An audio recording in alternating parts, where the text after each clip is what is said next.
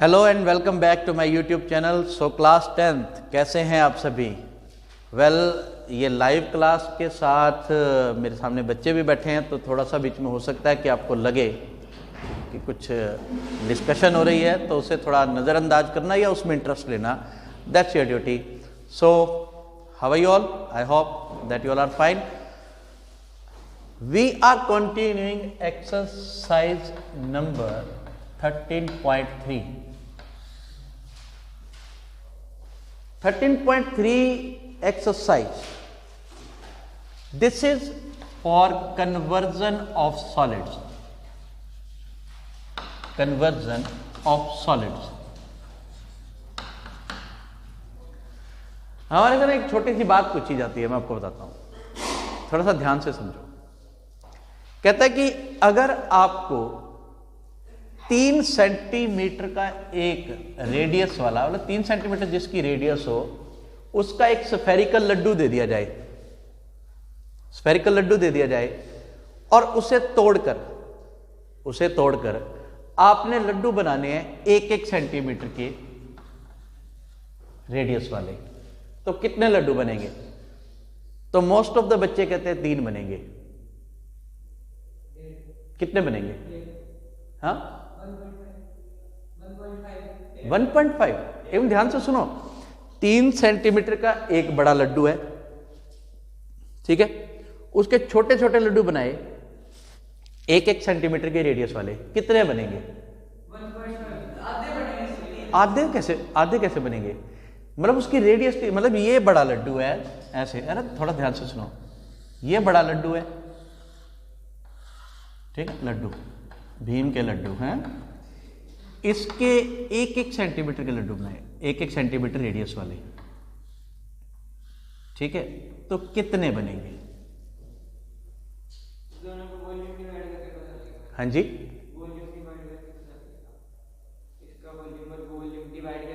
हाँ, डिवाइड करके बनेंगे। मतलब यूजुअली बच्चा क्या करता है, भी 3 सेंटीमीटर का 1 सेंटीमीटर का, तो 3 लड्डू बनेंगे, लेकिन ऐसा नहीं है। इस प्रोसेसिंग को हम बोलते हैं कन्वर्जन। भी पहले बड़ा था, उसको कन्वर्ट करके छोटों में बदल दिया, इस प्रोसेसिंग को क्या बोलेंगे? कन्वर्जन। बात समझ आई? कन्वर्ट करना। अब कितने बनेंगे ये तो हम आगे पढ़ेंगे।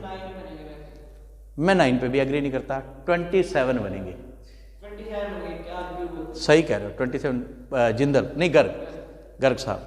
तो गर्ग साहब आपका जवाब तो है 27 सही, लेकिन हमने निकालना कैसे है मैं आपको बताता हूं। पहले वैसे जनरल बता रहा हूं, लेकिन इस एक्सरसाइज में क्या क्या यूज होने वाला है वो साथ साथ करेंगे। इसमें क्या होगा, मान लो हमें नंबर ऑफ स्मॉल लड्डूज निकालना है, तो इसमें बनेगा volume of bigger laddoo, Indian भाषा ज़्यादा अच्छी है, ठीक है, और volume of bigger laddoo by volume of 1 small laddoo, ठीक है। दोनों के लिए आप फॉर्मूला लगाओगे 4/3 pi capital R cube by में 4/3 पाई स्मॉल और क्यूब, कैंसिल, यहाँ R की वैल्यू है 3 का क्यूब अपॉन 1 का क्यूब, यानी कि हमारा 27 लड्डू आ गए। सही जवाब दिया, प्रथम नाम आपका, ठीक है। बात क्लियर, समझ आ गई? लेकिन अभी आपको बहुत कुछ समझने वाला बाकी है। हम कर रहे हैं कन्वर्जन ऑफ सॉलिड, बड़े लड्डू से छोटा लड्डू बनाया। आपने एक चीज नोटिस की कि इन दोनों केसेस में हमने कंपेयर किया दोनों के वॉल्यूम को। किसको कंपेयर किया? दोनों के वॉल्यूम को। जैसे ही हम किसी चीज को दूसरी चीज में कन्वर्ट करते हैं, तो डिपेंड करते हैं कि हम उसका क्या चीज यूज कर रहे हैं, उसका एरिया यूज कर रहे हैं या वॉल्यूम यूज कर रहे हैं। इस बात को बहुत ध्यान से समझना, इस बात को बिल्कुल मतलब प्लीज कीप इन माइंड। जैसे अब दोबारा चलते हैं, बात करते हैं कन्वर्जन ऑफ सॉलिड की बात। देखो,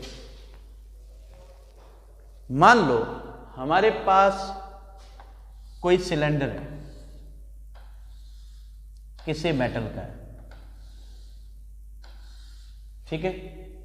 इसे मेल्ट कर दिया, इसे क्या कर दिया, मेल्ट सुनते हो ना, पिघला दिया, और पिघलाकर बना दिया एक स्फीयर या कोई भी शेप बना दी, एक शेप से दूसरी शेप में कन्वर्ट कर दिया, या हो सकता है कि सिलेंडर से सिलेंडर ही बना दिया जाए, भी उसकी हाइट बड़ी कर दी या रेडियस बड़ी कर दी। तो ऐसे केसेस के अंदर वॉल्यूम हमेशा कांस्टेंट रहता है, मतलब सेम रहता है। जैसे मान लो इस शेप को इसमें कन्वर्ट किया तो हम कह सकते हैं कि volume of cylinder will be equal to volume of sphere. बस इसकी डायमेंशन जो है, जो इसकी रेडियस वगैरह है, वो अलग अलग होंगी, उसके अकॉर्डिंग आप इसको चेंज कर लोगे। बात समझ आ गई? हाँ ना बोलो, पक्का? सो अब हम करते हैं फर्स्ट क्वेश्चन। फर्स्ट क्वेश्चन क्या है?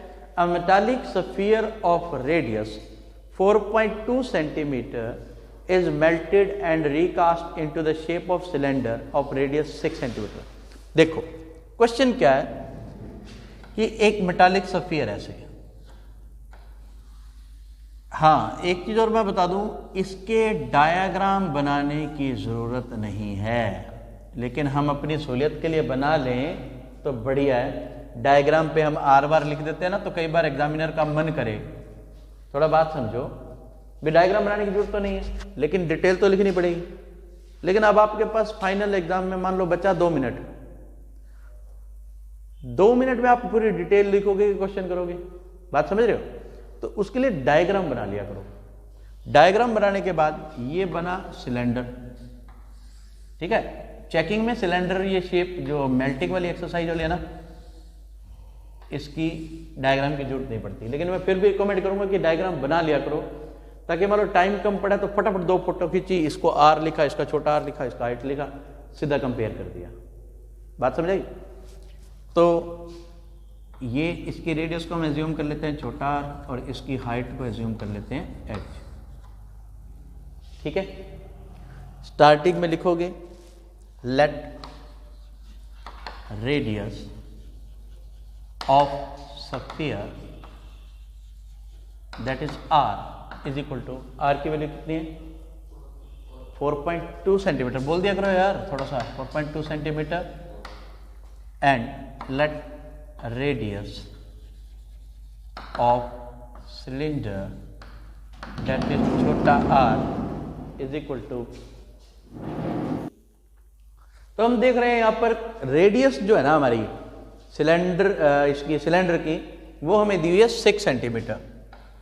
हमें निकालनी है इसकी हाइट। किसकी हाइट? इस सिलेंडर की हाइट निकालनी है। मैंने अभी आपको बताया कि जब कोई चीज कन्वर्ट की जाती है तो उनका क्या इक्वल होता है?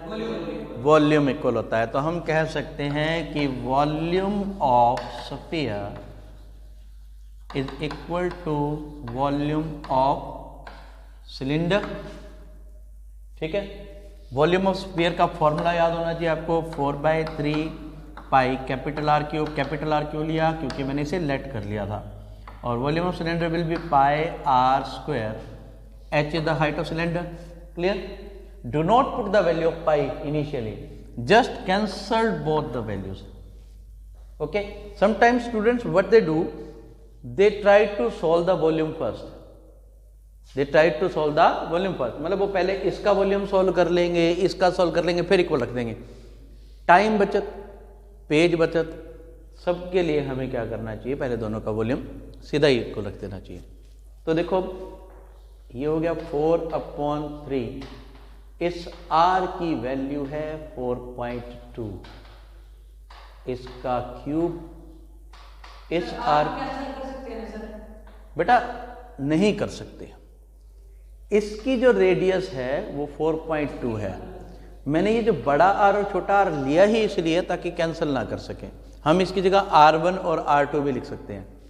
तो 4.2 के बाद ये r की वैल्यू हो गई 6, इसका स्क्वायर इंटू h।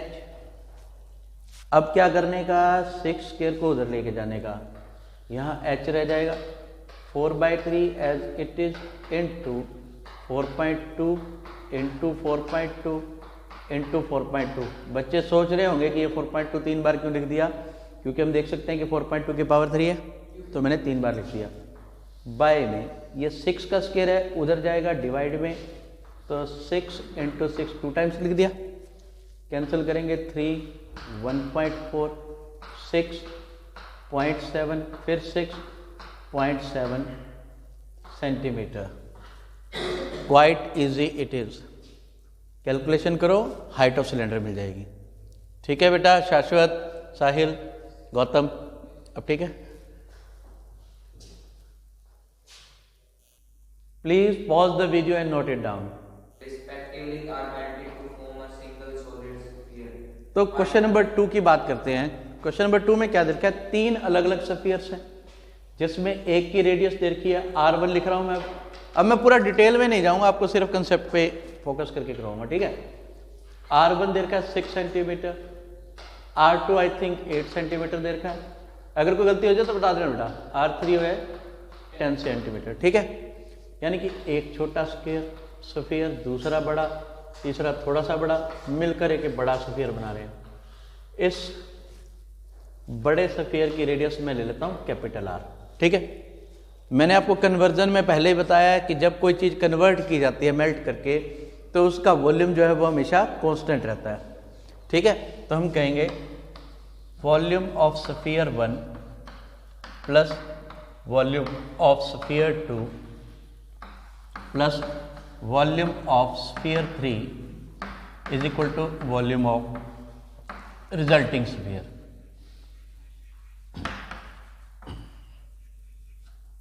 ठीक है, फॉर्मूला लगाते जाओ।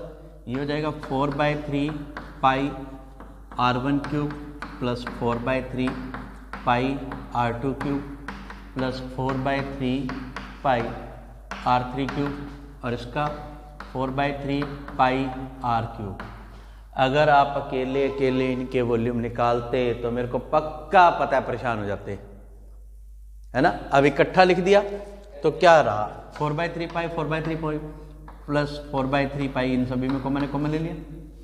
यहाँ रहेगा R1 का क्यूब प्लस R2 का क्यूब प्लस R3 का cube is equal to 4/3 pi capital R cube. 4/3 pi से 4/3 पाई कट गया।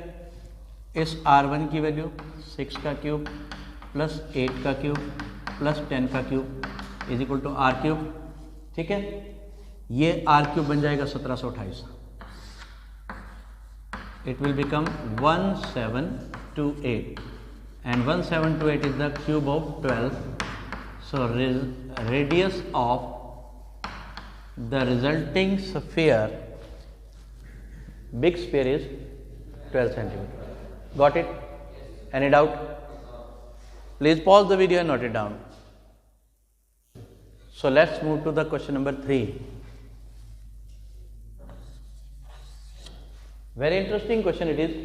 A 20-meter deep well with diameter 7 meter is dug.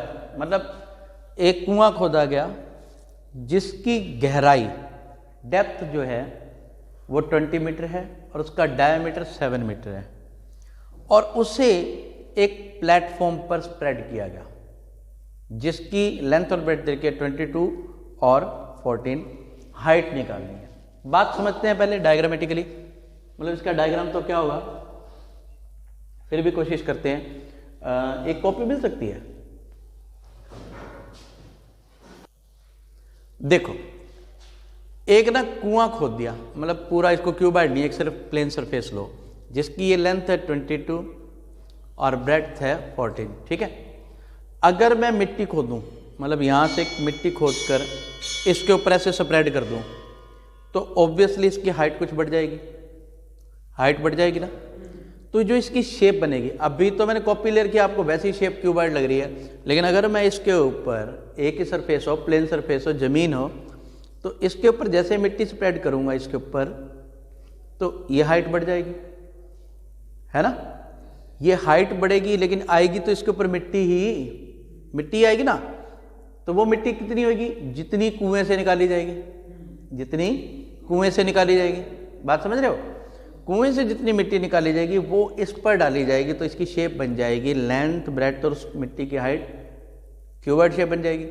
तो दोनों का वॉल्यूम इक्वल रख दोगे तो आपके पास इसकी हाइट आ जाएगी। जैसे मैं अब डायरेक्ट कर देता हूँ, कंसेप्ट आपको समझ आ गया होगा कि वॉल्यूम ऑफ अर्थ डगआउट किस शेप में है, सिलेंडर की शेप में, is equal to volume of cuboid, ये बनेगा pi R square, capital H लिख देते हैं और इसको लिख देते हैं length into breadth into height.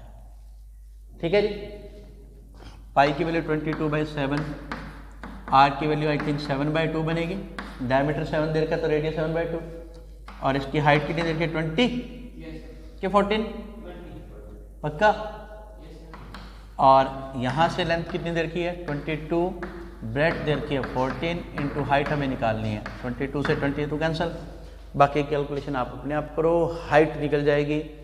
और इस क्लास में इतना ही, बाकी क्लास के लिए keep watching, keep subscribing, keep sharing. Thank you and have a very wonderful time. God bless you all.